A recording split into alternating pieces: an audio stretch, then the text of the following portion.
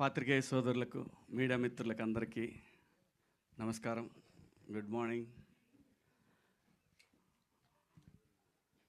సాంప్రదాయని సుప్పిని శుద్ధపూసని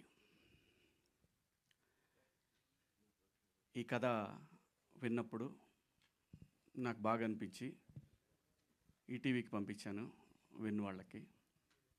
so వాళ్ళందరికీ కూడా నచ్చి ఈ ప్రాజెక్ట్ నాకు అప్పచెప్పారు. సో ఈటీవీతో అనుబంధం అనేది నాకు ఇప్పుడు కాదు, ఆ కంపెనీలో నేను గడిచిన 25 సంవత్సరాల్లో 30 సంవత్సరాల్లో ఒక 5-6 సినిమాలు చేశాను. లాంగ్ రిలేషన్ ఇది. ఒక సినిమాతోనో లేదంటే ఒక ఈవెంట్తోనో పోయేది కాదు. ఎస్పెషల్లీ నా రిలేషన్ విత్ బాపినీడి గారు. నేను ఈరోజు మీ ముందు మళ్ళీ కనపడటానికి కారణమే ఆయన. సో నాకు మోర్ దాన్ వాస్తవంగా ఈ సందర్భంలో ఆ ఒక్క మీటింగ్ అనేది నా లైఫ్లో నేను ఎప్పటికీ నేను చనిపోయే వరకు కూడా మర్చిపోలేను. ఎందుకంటే ఆ నెక్స్ట్ మంత్ నాకు హోప్ లేదు. అంటే హోప్ లేదంటే హైదరాబాద్లో బతకాలంటే చాలా డబ్బులు కావాలి. అలాంటి పరిస్థితుల్లో సరే అక్కడి నుంచి నడపాలంటే, బండి నడపాలంటే కష్టమైన పనే. ఊరు వెళ్ళిపోదాం అనుకున్న పరిస్థితి అది. ఎందుకో తెలియదు, మైండ్లోకి ఆయన వచ్చారు. వచ్చినప్పుడు వెళ్ళి కలిశాను. నా దగ్గర 2 రీమేక్లు ఉన్నాయి, ఏమన్నా చేస్తారా అని అడగటానికని వెళ్ళాను అనమాట. ఆయన వాళ్ళు చూస్తారు అని సాయి గారిని, నితిన్ గారిని పిలిచి చెప్పారు, అది చూడండి అమ్మా అని.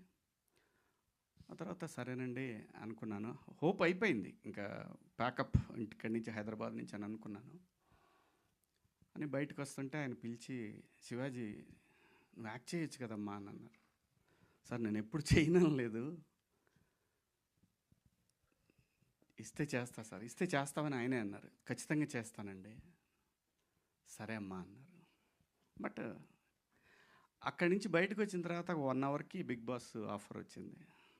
కానీ నేను ముందు అక్కడ మాట ఇచ్చాను కదా అని నేను వాళ్ళకేం చెప్పలేదు బిగ్ బాస్కి. కానీ వీళ్ళకి చెప్పాను. చెప్తే వీళ్ళు అప్పటికే 90s సారీ అక్కడ వచ్చిన తర్వాత ఎప్పటికో నాకు వీళ్ళు 90s పంపించారు ఒక 1-2 మంత్స్ తర్వాత. సరే చేస్తానని చెప్పాను. చేస్తానని చెప్పిన తర్వాత బిగ్ బాస్ ఆఫర్ వచ్చింది.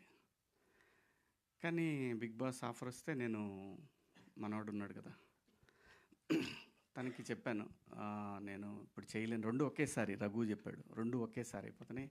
రఘు అయినా ఒకసారి చెప్తాను నేనని బాపినీడి గారికి, నితిన్ గారికి చెప్పాను, సాయి గారికి చెప్పలేదు. చెప్తే బాపినీడి గారు అన్నారు వీళ్ళతోటి చేయమను, అది కూడా యాక్సెప్ట్ చేయమను, దాని పరిస్థితిని బట్టి చేద్దాం మనం అని చెప్పి కరెక్ట్గా 1 మంత్లో నా పార్ట్ పూర్తి చేసి పంపించారనమాట.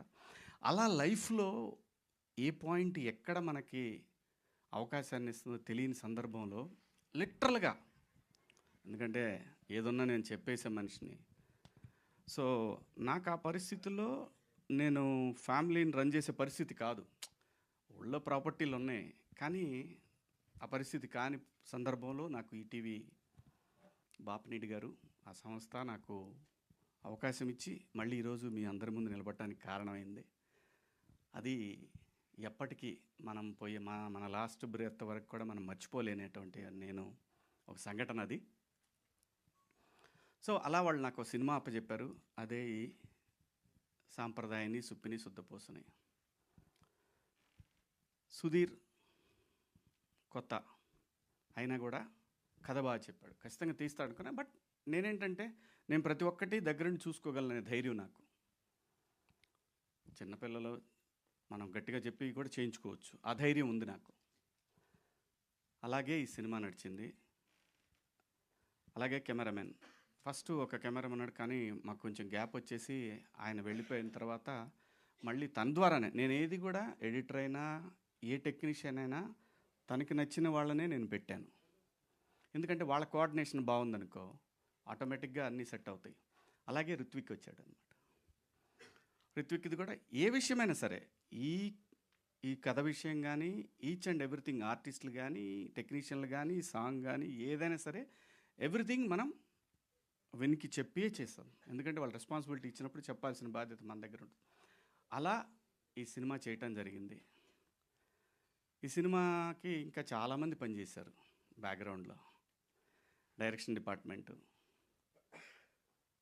అలాగే డిఓపి, ఆర్ట్ వాళ్ళు, ఆర్టిస్టులు. ఈ సినిమాలో మీరు చూస్తే, ఈ సినిమాలో ఒక నాకు కూడా తెలీదు. అలా అలా ఉంది సినిమా అనే విషయం నాకు తెలీదు. మీరు ప్రతి సీన్‌లో ఒక కొత్త ఆర్టిస్ట్‌ని చూస్తారు. అందరూ కూడా ఫెమిలియర్, బాగా పాపులర్ ఆర్టిస్ట్‌లే. ఒక 30 మంది పైనే ఉంటారండి.